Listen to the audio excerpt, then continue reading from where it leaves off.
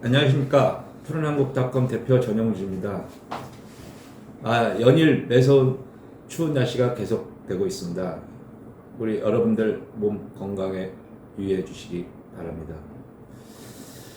제가 유튜브를 지금 하면서 느낀 것은 참 재미없다, 이렇게 느낄 수가 있습니다. 다른 유튜브에서처럼 뭐 자극적이고 또 재미있게 이렇게 진행을 해야 되는데요. 지금 강의 속성상 그렇게 못하고 있음을 참 아쉬움을 느끼고 있습니다. 아무래도 통계 수치가 많다 보니까 여러분들이 좀 따분하게 느낄 것입니다. 하지만 전문성과 객관성을 중심으로 진행을 하다 보니 좀 지루한 감이 있더라도 여러분들 이해해 주시기 바랍니다. 이런 통계 자료가 여러분들의 그 대선 결과, 또 앞으로는 우리나라 정치 지형에 대해서 어떻게 변하고 있는지를 많이 배우고 느끼게 될 것입니다. 이제 대선 또 이제 며칠 안 남았습니다. 지난번에는 월계가는 누구, 예상 판세 이런 걸 갖고 제가 강의를 했습니다. 이번 주에는 한 주간 지도 변화를 갖고 예상되는 대선 결과를 말씀드리겠습니다. 대선 결과는 어떤 한 부분만 보고 판단할 수 없습니다. 다양한 시각, 다양한 방법을 통해서 예측하는 것도 하나의 또 재미라고 봅니다. 똑같은 결과를 갖고 여러 가지 시각에서 보면은 그렇구나, 이럴 수 있겠구나 하는 걸 여러분들이 느끼게 될 것입니다. 준비된 표를 가지고 여러분들에게 하나하나 설명해 드리겠습니다. 지난 주간 평균 대선 후보 지지도 변화를 한번 살펴보도록 하겠습니다. 지난 1월 말에 발표된 10개 기관의 여론조사 발표를 보면요. 윤석열 후보 41.5%, 안철수 후보 8.8%, 허경영 후보 2.6%, 이재명 후보 37.8%, 심상정 후보 2.8% 이렇게 조사되고 있습니다.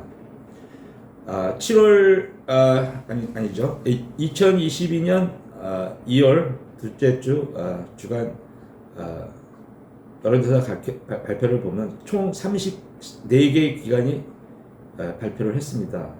아마 대선 후보 발표 조사 기간 수를 보면 이 주간이 아마 제일 많았던 거로 저는 기억되고 있습니다. 윤석열 후보 41.4%, 안철수 후보 9%, 허경영 후보 2.6%, 이재명 후보 36.2%, 심상정 후보 3%입니다. 지난 주간에 발표된 20개 기관의 평균 대선 후보 지지도를 보면요. 윤석열 후보 43.7%, 안철수 후보 7.6%, 허경영 후보 2.2%, 이재명 후보 37.9%, 심상정 후보 2.8%입니다. 이 표에 보시다시피 주간 그 평균 대선 후보 지지도 변화를 보면요. 윤석열 후보가 1월 말 주간 평균보다 약 2.2%가 상승했습니다. 안철수 후보는 1.2% 하락했고요.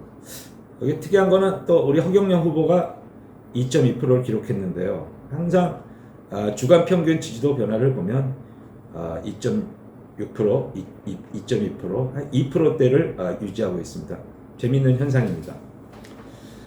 이재명 후보는 지난 1월 말 37.8%에서 지난주에는 37.0%, 0.1% 상승했습니다.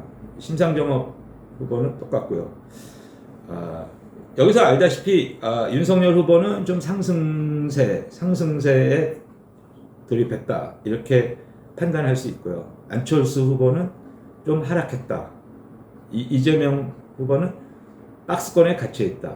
즉 정체를 계속하고 있다, 이렇게 평가할 수 있겠습니다. 지난 주간에 발표된 여러 조사 기관들의 결과 분석표입니다. 여러분들 잘 보시고요. 몇 가지 좀 특이사항만 말씀드리겠습니다. 2022년 2월 13일 발표된 뉴데일리 피플 네트워크스의 조사를 보면요. 윤석열 후보가 46.6%, 안철수 후보 7.3%, 이재명 후보 40.3%, 심상정 후보 2.5%를 나타내고 있습니다. 여기서 좀 자세하게 볼 필요가 있는 거는 없음 모른층이 1.8% 나타나고 있습니다. 기타 후보가 1.5%. 그러니까 지난 주간보다 상당히 그 없음 모른층이 줄어들었습니다. 거의 유권자들이 어떤 후보를 찍을지 이게 결정했다고 해도 해석이 될 것 같습니다. 2022년 2월 15일 이데일리 리서치 퍼스트 조사에서도 피플네트웍스 조사와 비슷한 흐름을 보이고 있습니다. 윤석열 후보가 47.5%, 안철수 7.7%, 이재명 후보 39.4%, 심상정 후보 3%. 이렇게 여기서도 없음 모르층이 1.1% 나타나고 있습니다. 앞서 뉴데일리 피플 네트워크스 조사와 거의 비슷한 흐름을 유지하고 있습니다. 마지막 지난주 2월 18일 날 발표된 리서치뷰 여론조사에서도 앞서 두 기관의 발표와 비슷합니다. 윤석열 후보 48%, 안철수 후보 7%, 이재명 후보 39%, 심상정 후보 3% 이렇게 조사됐고요. 없음 모른층이 2%로 많이 줄어들었습니다. 이 세 개 기관의 조사를 보면 거의 우리나라 유권자들이 누구를 찍을지에 대해서 결정하지 않았는가 이렇게 생각이 듭니다.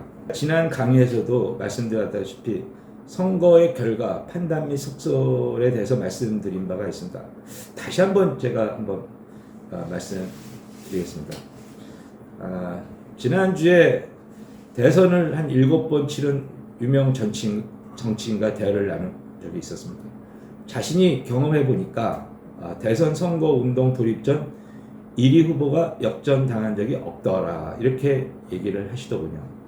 그래서 사실 쭉 그 말을 듣고 제가 한번 조사를 한번 해봤습니다. 사실 후보 등록 전 선거 운동 시작 전에 1위를 달리는 후보가 실제 역전당한 적이 없습니다.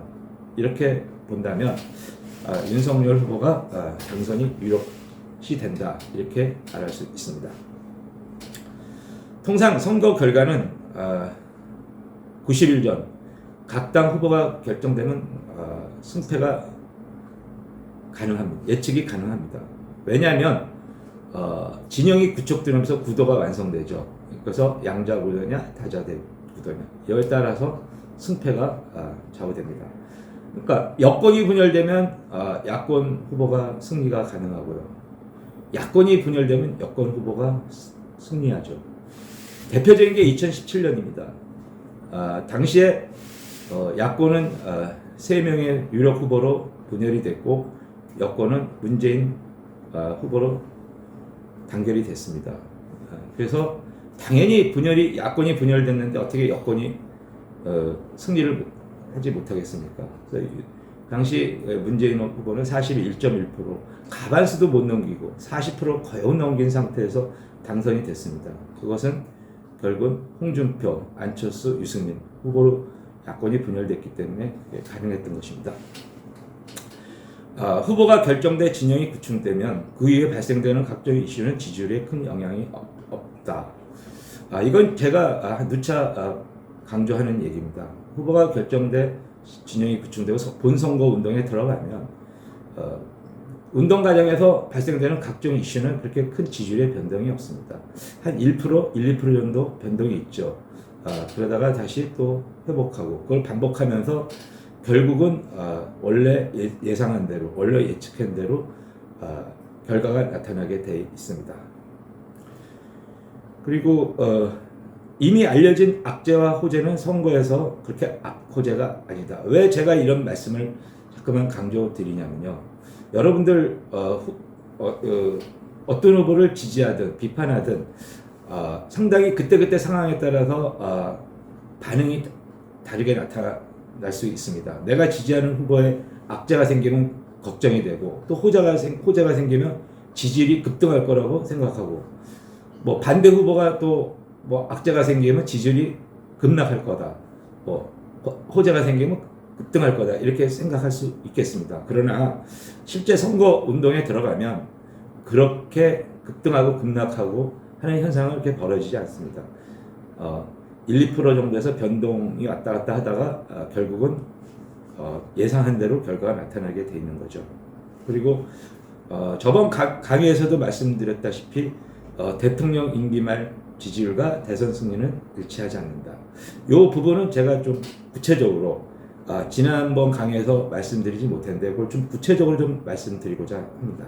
이명박 정권 임기 말 국정 지지도를 보면요, 표에 보시다시피 긍정이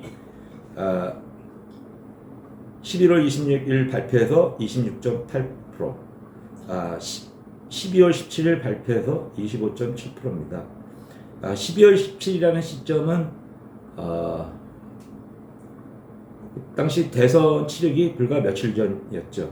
그때 이명박 대통령 국정 지지도가 25.7%, 형편없었습니다. 그런데도 정권을 재창출했습니다. 그 이유는 정당 지지도에 있습니다. 표에 보시면 아시다시피 당시 새누리당 지지도는 40%가 넘었습니다. 민주당 지지도는 32%, 이렇게 거의 한 선거 투표일 한 달 전 거의 10% 정도 가까이 차이가 났습니다. 그래서 새누리당은 결속력과 응징력이 강했다, 민주당은 느슨했다, 아니면 약했다, 이렇게 평가할 수 있습니다. 그래서 이명박 대통령의 국정 지도가 낮음에도 불구하고 정권을 재창출할 수 있었던 것이죠.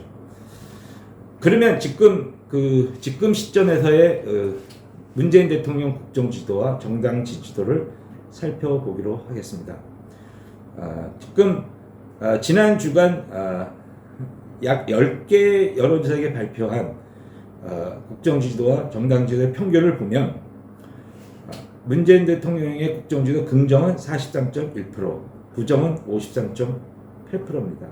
약 10% 정도 부정 평가가 앞서고 있습니다. 긍정 43.1%는 사실 지금 이재명 후보 지지도와 심상정 후보 지지도를 합한 결과와 거의 비슷합니다. 그래서 부정평가가 53.8%는 정권 교체 지수 평균 53에서 55% 나오는 정권 교체 지수와 거의 비슷하게 일치되고 있음을 알 수 있습니다. 당 지지도를 보겠습니다. 국민의힘 지지도가 38.1%, 국민의당 지지가 7.1%, 더불어민주당 35.8%, 기타당 2%, 부당층이 12.7%입니다. 제가 첫날 강의할 때 정권 교체 여부를 나타내는 5가지 지표를 갖고 한번 말씀드린 적이 있었습니다. 그때 국민의힘과 더불어민주당 지지율이 거의 비슷했습니다. 평균 지지율이 0.5% 정도 더불어민주당이 조금 앞섰죠. 그래서 제가 우려를 나타낸 바가 있습니다.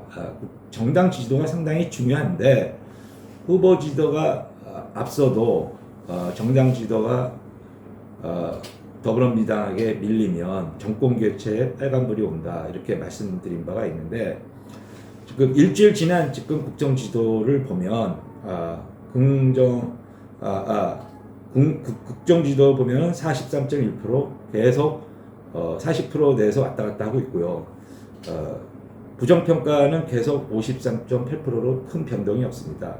근데 당 지도가 좀 변동이 있었습니다. 당 지도가 평균 38.1%, 더불어민주당은 35.8%로 약 3%, 2.3% 정도 국민의힘이 앞서기 시작했습니다. 그래서 이걸 무엇을 의미하냐면요, 국민의힘이 당원과 지지자를 중심으로 결집하기 시작했다, 이렇게 해석할 수 있습니다. 그러니까 시간이 가면 갈수록 당 지지도가 높아질 것이다, 이렇게 예상이 되는 것이죠.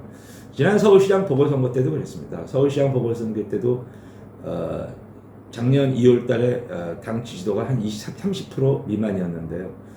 나경원 후보와 오세훈 후보의 경선을 치르면서 또 안철수 후보와의 또 최종 단일화 경선을 치면서 당 지도가 급격하게 상승했습니다.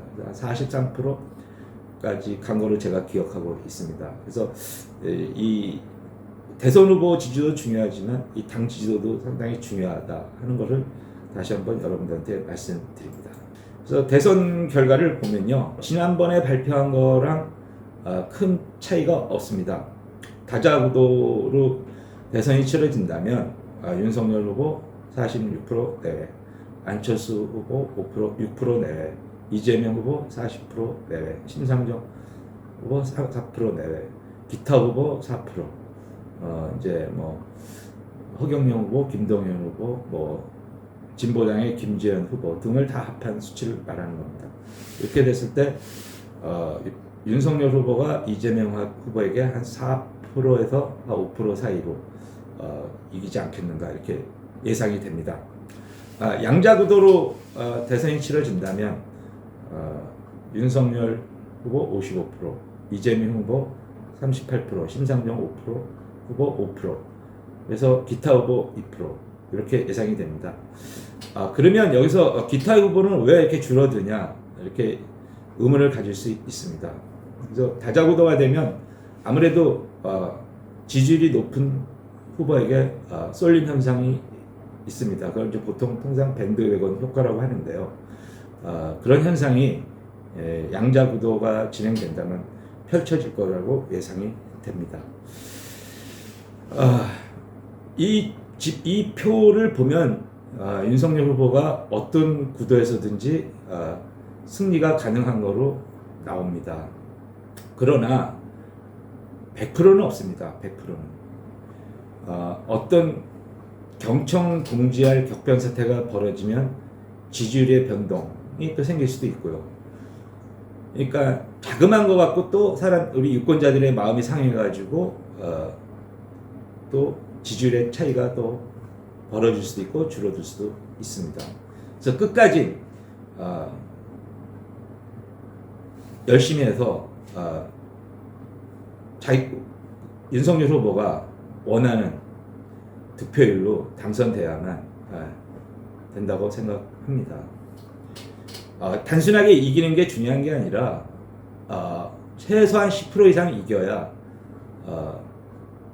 집권 후 안정적 정 운영을 할 수 있습니다. 곧이어 이제 지방선거가 있습니다. 또 2년에 총선이 있습니다.